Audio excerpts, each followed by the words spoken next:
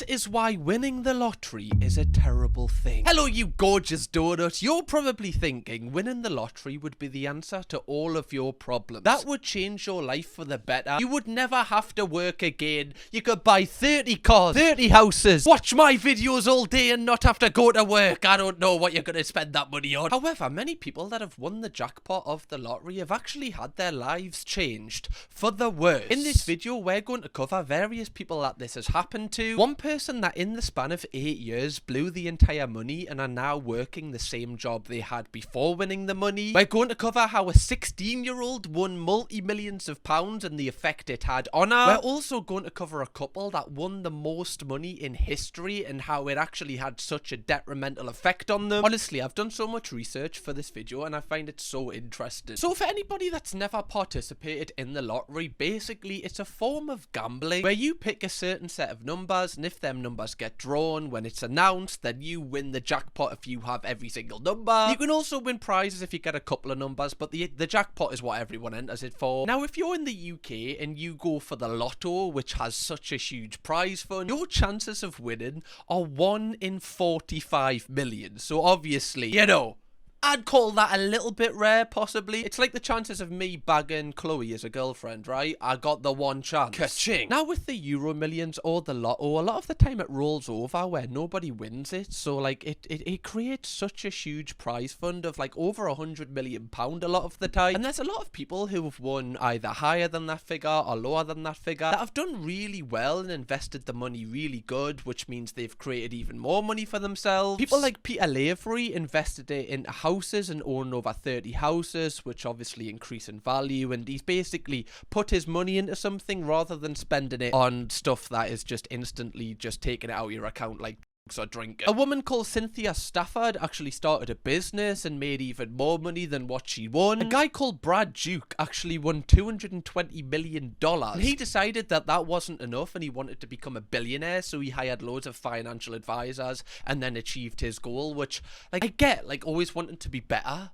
But is 220 million not enough? They can't even spend that, man. So what I'm trying to say is winning the lottery is obviously a great thing. Like, it's a lot of money put into your account. However, for a lot of people, it ruined their lives. The first person that I want to cover is arguably the most famous story, Michael Carroll. Michael won 9.7 million on the lottery at 19 years old. Now, prior to winning the lottery, he worked as a bin man, and apparently he was earning around £150 a week. So going from £150 a week to 9.7 million, that's a pretty big jump. Okay, like, that is overwhelming for anybody. I don't understand how you can go from having, like, you know, that little amount in your account to having such a huge number like that. Honestly, I think I would die within the first week. Allegedly, he didn't even have a bank account at the time of winning. He had to set one up so that he could receive the money. I don't know if him working as a bin man was cash in hand. I have no idea. But you can see him here with, like, his big check and his champagne. Like, this is so hilarious and such a good thing that, you know, somebody that would never ever even dream of having money like this can have the money just by sheer luck. Now, Michael lived on a council estate, so when all of this money got put into his account, he spent it on loads of luxury items, such as buying multiple cars, and a lot of those cars actually got written off because he crashed them, and he often would race them as well. So, you know, that's probably gonna have a little effect on your insurance. You know, mine goes up when I say that I don't park it on a driveway, I just park it on the street, and that apparently kicks everything up. So I can't imagine what it's like when you've got to say that you race them. Probably not the best. He also splurged £325,000 on a mansion, which also had like a derby track in his back garden, so basically he could race in his back garden. Genuinely, this is like,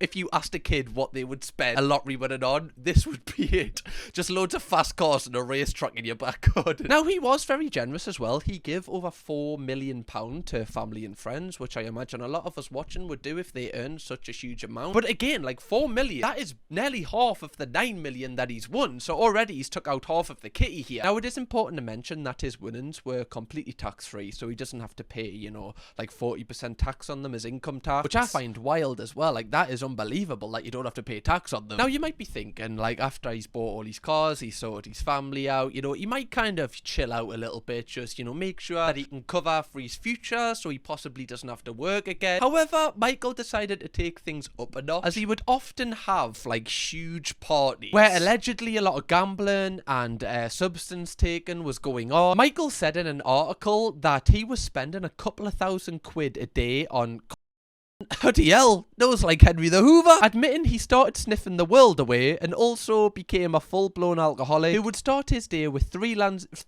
of Charlie and half a bottle of vodka. Even more money would be spent on Roman-style orgies where naked women would walk around with trays of like, this is where I'm kind of like, okay, this is a little bit alarming. Not even a little bit. You know, the alarms are off and they've been going off for hours at this point. This is the one thing that I kind of, even though these are all his own choices and he has to take responsibility for these because he was 19, you know, he's very young, but he's still an adult. I just find it a shame that no one around him, you know, who's possibly a little bit older was kind of like, look, mate, maybe you should just kind of, you know, calm down with this. Like, your money is going down and it's not getting topped up at all. The amount that's in your account right now is going to be the max that it'll ever be unless you do something about it. It's interesting how he would never do these things obviously before because he wouldn't have the means for it, but when he's got money, he's decided that he wants to do a Roman style orgy. Like, how does that even come into your mind? You know, there's been huge articles about like parties, and I'm not saying they were the same thing as them, but why, when people have so much money, do their kind of, you know,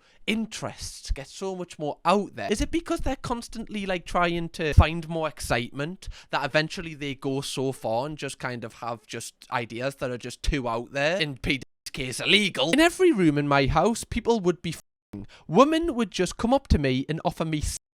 The girls would have all their gear off and they'd be serving on silver plate. He said of his hedonistic lifestyle that was costing him up to £50,000 a night. 50 grand a night. Like, do you know, if I wake up the next morning from a night out and I've spent over £100, I'm like, I have the worst anxiety. Like, I just want to like punch myself in the head like 100 times. I'm like, why did I spend the money on that? Like, why did I do it? Why did I get a lolly from Bossman in the toilet? That was a tenner. I can't even imagine what the anxiety must be like with a £50,000 transaction coming out your account. Like, oh my God. Also, during this time, he allegedly accumulated a lot of like criminal charges for various different things. Obviously, you know, by what we've heard from the parties, you know, he was doing illegal things. But clearly, if this man is starting his days off with, you know, doing Charlie and, you know, half a bottle of vodka down him, clearly his mental state is not that great. And it definitely begs the question, like, does winning the lottery actually have a negative impact on your mental health after a while? Like, obviously,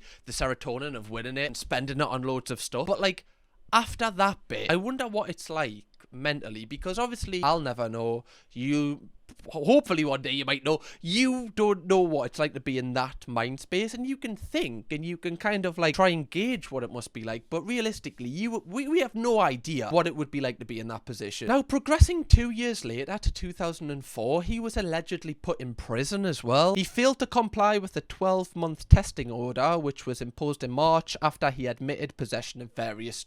Now, he already has admitted in an article later on that he did have them, so from this article you could argue that, you know, him being put in prison was probably, you know, fair. Now, he apparently spent 5 months in prison, and when he came out, his life went further and further kind of down the drain since winning that huge sum. He had to sell multiple properties that he owned to fund the lifestyle that he was having. Obviously, if you're spending £50,000 a night, you have to get the money from somewhere. He also split with his wife, who apparently left him and took their daughter with her. Apparently, he was having multiple feuds with neighbours, and there was various conspiracies that he was in huge debts to certain people. And there was also more arrests for minor offences. Things were just kind of ticking up at this point. Now, if you think this story's bad, just wait until we get on to the next one with the 16-year-old, because that one honestly shocked my mind. Anyway, in 2010, Michael officially filed for bankruptcy, which is 8 years after he won like nearly £10 million.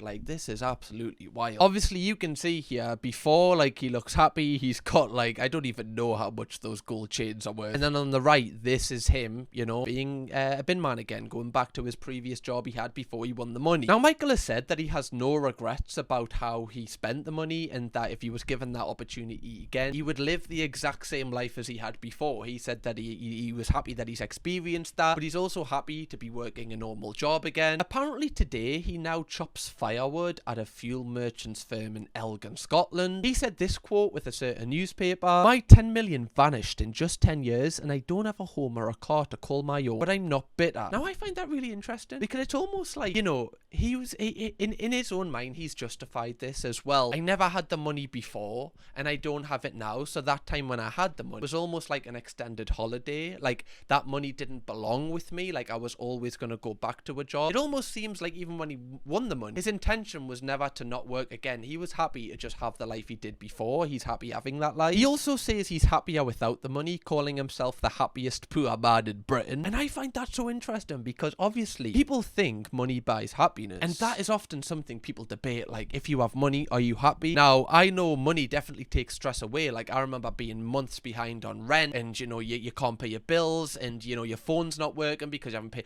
All of these things that are just horrific, and you're getting letters all the time and it's stressful, and people turning up at your door asking for certain money. All of that is horrific and just adds so much stress. So if you can take that stress off you with having money, that's great. But if you're not a materialistic person and you feel like, you know, oh well, I have to buy materialistic objects because I have this money, like you feel like this is just the thing you have to do, but that's not going to fulfill you. And clearly that didn't fulfill him. He just did it because he had the means to do it, I guess. People have apparently like found his abandoned mansions that obviously aren't used anymore and don't belong to him on TikTok. Now I can't confirm if this is his, but like you see here, there's a pool in it.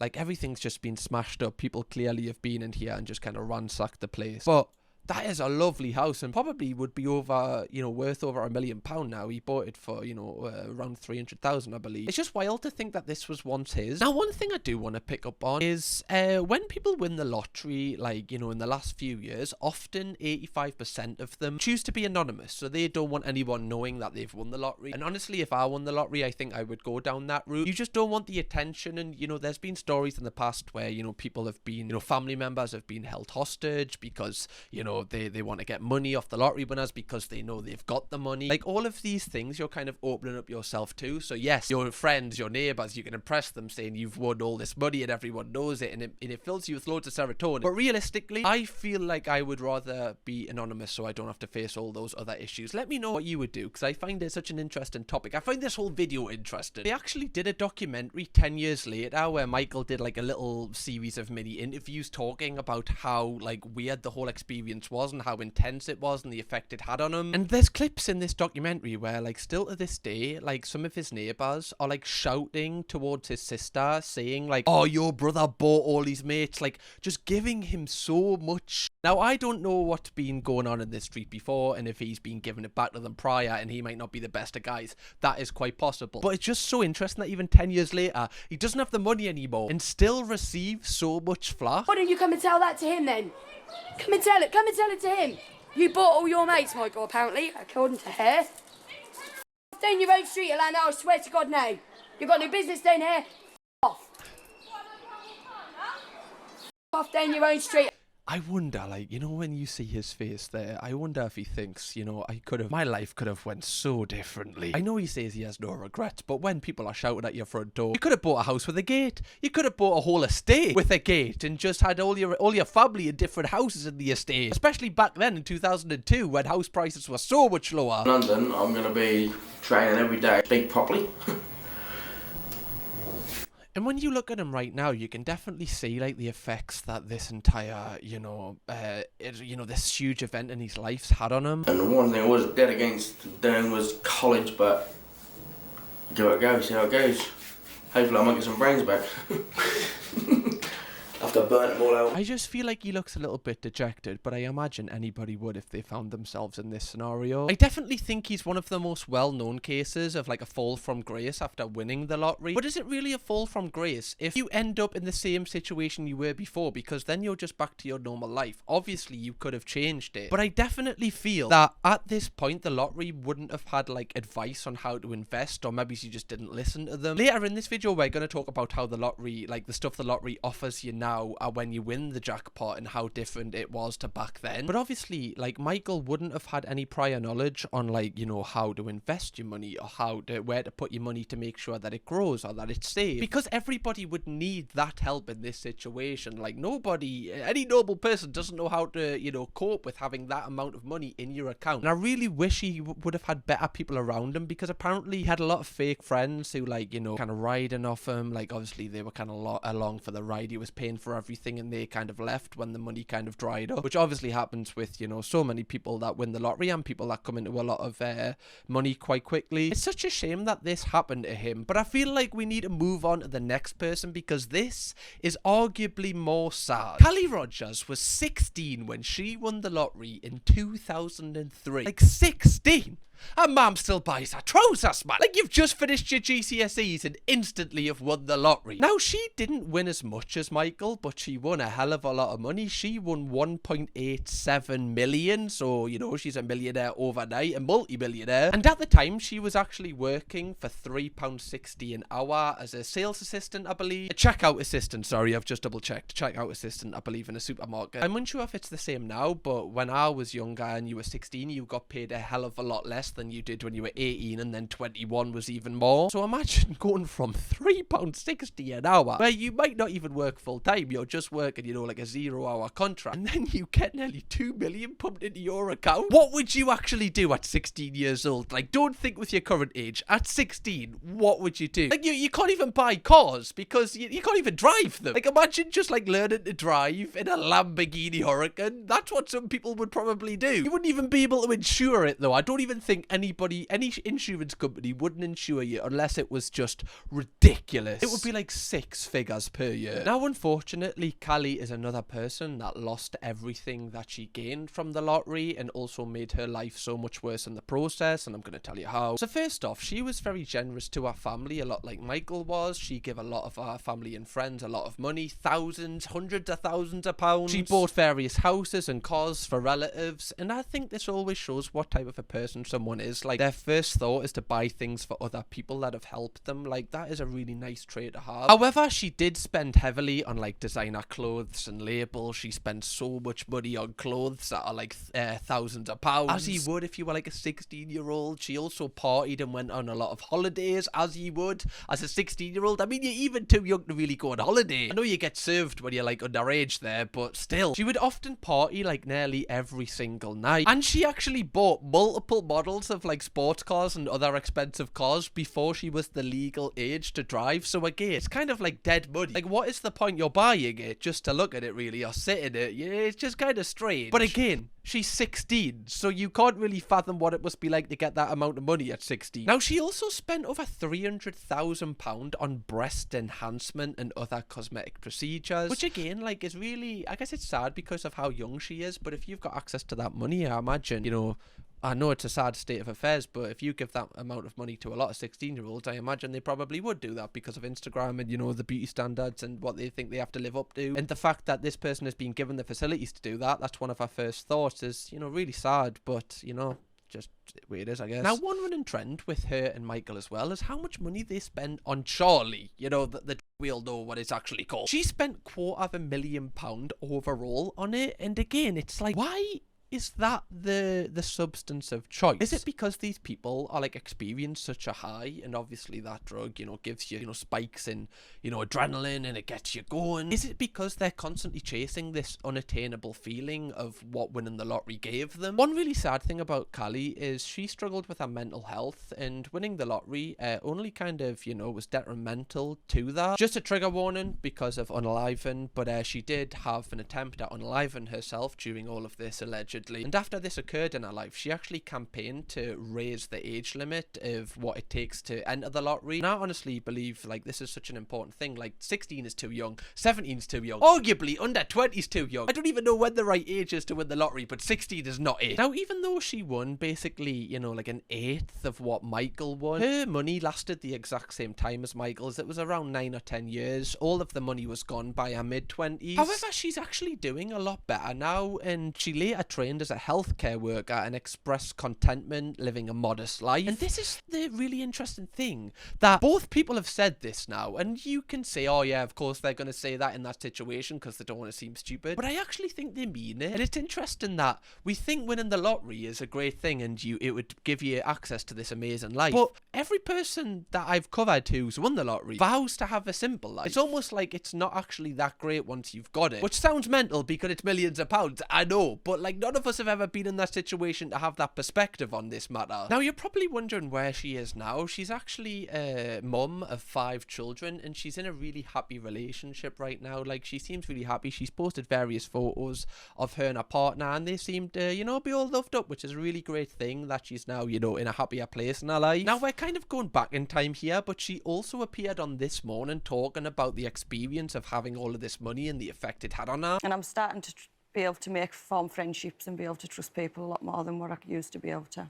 And so you think it's really important that the age limit for the lottery, playing the lottery, should be upped from 16? Yeah, I think at 16 you're still just a child and you don't have any understanding of money and the concept of it and what it brings with it as well. I find that really interesting that she said she's now learning to trust people, because she said prior in this interview that she had a lot of friends who weren't there before the money, and then when the money ran out, them friends went away. So obviously, when you're in your pivotal age of like 16 to 24, that's basically shaping who you're going to be for the rest of your life, basically. You know, like until your frontal lobe develops. And obviously, if you go through this experience at that pivotal time in your life, this is going to, you know, create so many insecurities. Like, it's going to make it so hard to trust people like after this, because that's what you're used to, people only using you for your money. You're going to constantly think, wait, is this person in my life because of me or because something else? Like, it's going to make you overthink every single relationship. And this is why I wanted to do this video, because when I see headlines of lottery winners losing their money, I'm often like, how have you done that? Like, what, like, as we all do, we're like, how could you waste that amount of money? Like, why are you so stupid? But when you actually learn about these people's stories, and the more you hear, the more people lose all of it, you can see why these people weren't best prepared to have this lump sum put in their account. And it's almost like as soon as they win it, they're set up for failure. Now, moving on to our next lottery winners. He's actually won the most out of any winner in this video by a country mile. Adrian and Gillian Bayford won a lump sum of 148.5 million. Like 140. What? Still to this day, I think this is the second largest Euromillions prize pot victory ever. I know 2 people have won this, but still, if you split this in half, it's still so much more than like loads of other winners. Now, at the time, Gillian was a children's nurse and Adrian was a music shop owner. Obviously, they ended up not doing those jobs after winning this huge sum. Now, these were one of the first couples that actually chose to go public rather than it getting leaked or whatever. Like, they wanted people to know that they won this amount of money, which obviously that's their decision. You can see them here. They look dead happy. They've got the check, the champagne. They look absolutely buzzing. Now, obviously, they're a little bit older. You know, they're married, so they have a better, in my opinion, perspective on life than what Michael had at 19 and Callie had at 16. Like, they've been through jobs, you know, money management. They know how hard it is to earn money. They've got a good perspective on life, and that's why straight away they bought a £6 million house which had over 189 acres. They just bought it outright, I believe. So instantly they've got like a hub, a place that if everything goes down the pan, they can sell this house and they've got 6 million or more, you know, if it grows with time. Now, Adrian did indulge buying loads of like memorabilia to do with music. Like, obviously he owned a music shop, that was his passion, like from the Beatles and other artists. He bought loads of rare items, and I actually feel like that's a clever thing, because also it's like a valuable thing that if you wanted to sell one day, it's something that can hold value rather than just like drinking, which obviously is kind of dead money. They also donated large sums of money to charity. They bought loads of cars. They also went on loads of expensive holidays. So they did like do nice things, but also treat themselves to a lot of, you know, luxuries in life. And I definitely feel like they were more sensible straight away with their money. Not only the fact that they're older, but the fact they were in a couple, you know, and you're more settled in a couple. Like, when you get into a couple, long-term couple, you do plan for the future more, because obviously you can see your life with someone. You're thinking about having a family, having a house, you know, where you're gonna live. You start thinking about these things. But when you're single, you're kind of, a lot of the you will be planning for the future, but you're kind of just living in the moment, just, you know, having fun, just, you know, just living the single life. So I definitely think that's why this contributed to them being a lot more sensible. However, although they had so much money that was kind of impossible to spend it all, their personal lives kind of went down the drain. Only 15 months after they won the money, they actually divorced. Now, they claimed it was nothing to do with winning the money. It was down to other things in their personal life. Whether you believe that or not, that's kind of personal to them, I guess. But it's hard to imagine that winning the money didn't change the perspective and just the dynamic in their life. Like, your life is turned upside down, you know? Like, you've got opportunities and you're doing stuff that you weren't doing before. Perspectives change. And if you don't really love the person you're with, you know, too much, that's going to show even more cracks in your relationship. Now, although Gillian decided to have like a quieter life, Adrian actually went the opposite way and dated a lot of like high profile women within the industry and just kind of like, I guess, celebrities. I don't know who any of these people are, but I'm going to read them out. Marta Giroux, Sam Burbage, and Lisa Kemp, and Tracy Biles. Sorry, there's 4 there. I don't know if these are people that, like, you know, parents would know. I've never heard of these people, but clearly they must be famous. And you can tell, like, winning the lottery definitely changed his perspective, because he probably wouldn't have been able to date famous people, and clearly he wanted to date famous people, considering 4 of these partners have some sort of fame apparently. Now, whilst Adrian was doing this and various articles were being written about him, Gillian was actually purchasing properties and investments in Scotland and making her money kind of work for her. Adrian reportedly has like been selling various items from his music memorabilia, and also put his mansion up for sale, the one they originally bought together, and now they live like quieter lives, and it's reported they remain among the few lottery winners who stayed rich after public separation. Now, I think a big reason why they're still rich is because of the huge sum they won. If they'd won 2 million or even possibly 10 million, I feel like they probably would have, you know, they might have to work again, but it's just the sheer fact of the volume of the money they won. It's impossible, even through a divorce, if you get 50-50, you're still like, you know, just mega rich. It's at that sum that I think, like, okay, like, if you actually spend all of that money, maybe you are a bit of a knob. 10 million in that, obviously that is a hell of a lot of money, but, you know, if you're spending £50,000 a night, you're going to eat that up pretty quickly. You spend £50,000 a night, you're not even going to put a dent in 150 million. Now, I do want to move on to assess the common themes of why people kind of blow their entire winnings once they win the lottery, from what we've seen in the 3 stories that we've covered, and I've broke it down to 6 things, realistically. Like, I know I've put so much effort into this video, I hope you enjoy it. So, sudden lifestyle, inflation, with like huge houses, cars and parties. I honestly think that it's a little bit like being a footballer. Like, in my opinion, being a footballer is a little bit like a long-standing lottery win. They buy the fancy cars, they buy everything while they've got this money, and then when this money isn't coming in anymore, they still keep up that same lifestyle, still buy the new cars,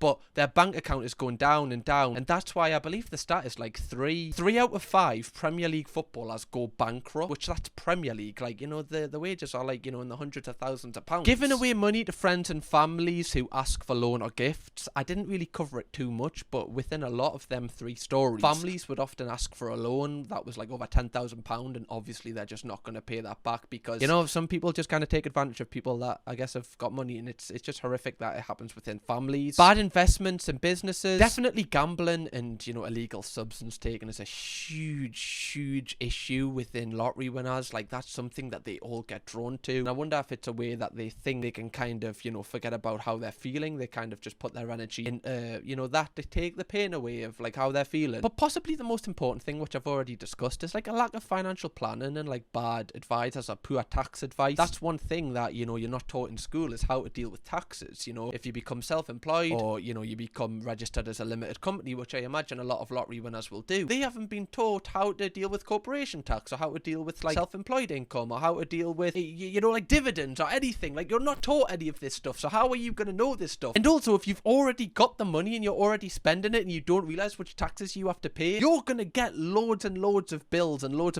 of fines mount up very quickly. And like I alluded to previously in this video, I also think the way that the lottery is kind of set up is also set up to, you know, make people lose the money eventually. Like, they kind of want people to spend the money back into the system, really, rather than keep it and make more for themselves. So I did figure out like how the lottery actually runs, and like what the process is once you have that winning ticket. So step 1, obviously you realize you have the winning ticket, then you contact the people at the lottery to tell them you've got the winning ticket. They'll ask for like your ticket details, your personal ID, your confirmation that you're the legal owner of the ticket. They'll like validate it and make sure it's genuine, you know, all the boring stuff. And then this is one thing that obviously we just wouldn't know because we've never won the lottery, but apparently you have like a secret meeting at like a private location. It can be at your home, a hotel meeting room, or like the lottery offices. You're offered financial advice to this day, legal guidance, and PR options. You can go public or remain anonymous. Now, I believe the help for lottery winners now is a lot better than what it was, say, like 20 years ago, when a lot of other, you know, the people we've covered were winning the lottery. And then the money is put into your account, and the way that the money is transferred is literally via bank transfer, not a check.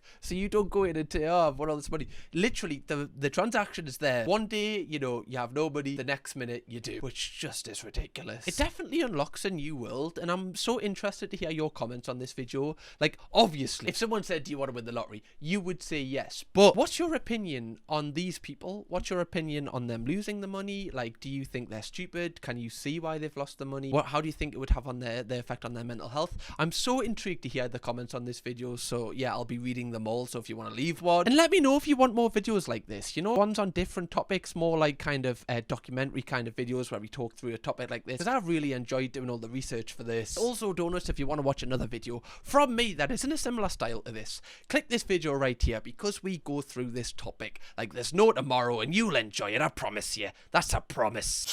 Kirkham, baby.